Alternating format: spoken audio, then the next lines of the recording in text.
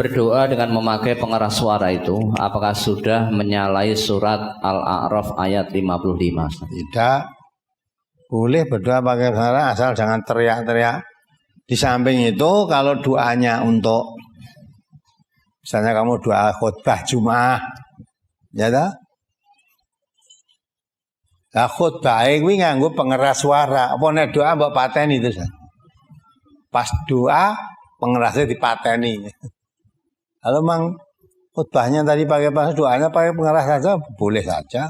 Atau doa istisqa minta hujan. Allahumma aghithna, Allahumma aghithna. Kalau jamaahnya banyak boleh juga. Nah kalau doa sendiri ya tidak perlu keras-keras, doa sendiri kok keras-keras. Ya. Menurut Tuhan Allah itu tidak tuli. Memang ada yang berpendapat khutbah itu pun khutbah Jumat itu pakai pengeras itu tidak boleh. Dapat ini karena zaman Nabi tidak pernah memakai pengeras. Saya tidak berpikir kalau zaman Nabi memang belum ada pengeras, yaitu yang dibebaskan oleh Nabi antum a'lamu bi amri dunyakum. Ada lagi yang khutbah tidak hanya pengerasnya, khutbah pun tidak boleh kecuali harus dengan bahasa Arab karena Nabi tidak pernah khutbah pakai bahasa Indonesia. Mau khutbah bahasa Arab terus mbuh mudeng mbuh ora pokoknya bahasa Arab. Nah, yang berpendapat begitu ya silahkan, tidak usah yakin begitu. Wes khutbah untuk bahasa Arab terus. Nah, khutbah itu maksudnya hitobah itu pidato. Lah kalau kamu pidato sing mbok pidatone ora mudeng ndak paham.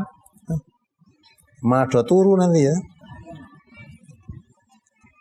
Nah, itu tidak usah dipertentangkan. Ada memang golongan saudara kita kaum muslimin yang khutbah bahasa Arab itu khutbah lain bahasa Arab tidak boleh.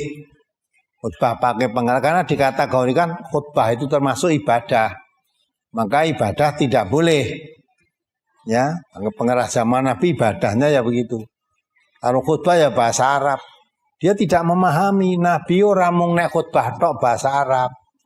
Mau beli apapun, beli gandum ya bahasa Arab. Ya.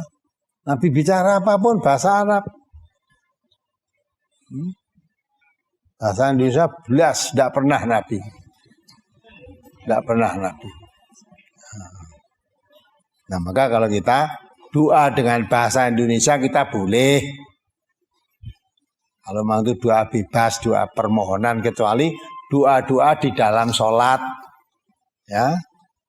Baca doa sujud, baca doa rukuk itu harus mengikuti apa yang terkena. Tidak boleh diganti bahasa Indonesia nggak boleh. Tapi kalau doa sifatnya umum permohonan seperti kemarin saya sebarkan doa sholat istikharah itu boleh bahasa Indonesia. Ya Allah, pilihkanlah ya Allah di antara dua calon pemimpin ini kalau sekiranya membawa kebaikan untuk umat Islam khususnya bangsa Indonesia pada umumnya.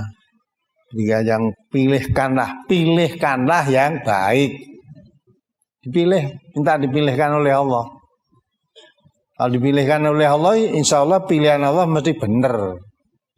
Kalau sekiranya menurut pandang Allah dua-duanya nggak ada baiknya, menurut agama, menurut ya kehidupan kita sampai akhir hayat kita tidak ada baiknya, mohon dipilihkan oleh Allah yang paling kecil apa mandorotnya. Ya kita sudah kalau dah itu tawakal Allah, habis mohon pada Allah pilihkan. Itu nganggo bahasa Indonesia boleh. Nah alasannya karena Nabi juga mengatakan la yaqbalullahu du'a min qalbin ghafilin lahin. Allah tidak akan mengabulkan doa seseorang orang yang berbicara berdoa tapi hatinya kosong tidak mengerti. Ya. Kita bahasa Arab yang diminta apa nggak paham, dirinya sendiri nggak paham.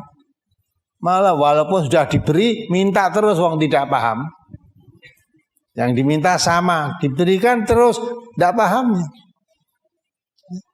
Seperti salat kita itu tiap hari kan kita mohon. Mohon pada Allah ihdinas siratal mustaqim, ya Allah tunjukkan jalan yang lurus. Ya, Allah sudah menunjukkan jalan yang lurus itu Quran. Ya, katanya minta jalan yang lurus. Setelah ditunjukkan jalan yang lurus malah benci, tidak suka. Jalan yang lurus tapi jangan itu, nah, malah gitu dah. Jangan itu.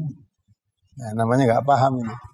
Itu pun masih ngarani siratal ladzina an'amta alaihim. Seperti jalannya orang-orang yang telah engkau beri nikmat. Allah pun sudah jelaskan. Oh, kamu minta seperti orang-orang yang telah diberi nikmat. Dan orang-orang yang telah diberi nikmat oleh Allah itu para nabi, para siddiqin, para sholihin, para syuhada, para sholihin.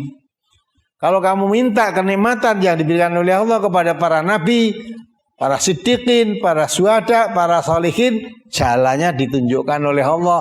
Wa may yuti'illaha wa rasulah. Siapa yang taat pada Allah dan Rasulnya. Wa ulaika ma'alladzina an'ama Allah alaihim minan nabiyyin wa siddiqin wa syuhada wa sholihin wa hasuna ulaika rafiqa. Itu yang diminta. Mintanya itu, tapi nggak pernah mau taat pada Allah, taat pada Rasulullah, tidak mau. Ya, padahal yang diminta itu, lah Allah tunjukkan kalau kamu minta nikmat seperti yang diberikan para nabi, para siddiqin, para syuhada, para sholihin, syaratnya taatlah pada Allah, taat pada Rasul. Lah taat pada Allah itu maksudnya melaksanakan apa yang diperintahkan oleh Allah, menjauhi yang dilarang oleh Allah. Untuk bisa melaksanakan perintah dan menjauhi larangan harus tahu perintahnya yang mana, larangannya yang mana. Nah, supaya tahu maka harus ngaji. Karena perintah dan larangan Allah semua ada dalam Quran.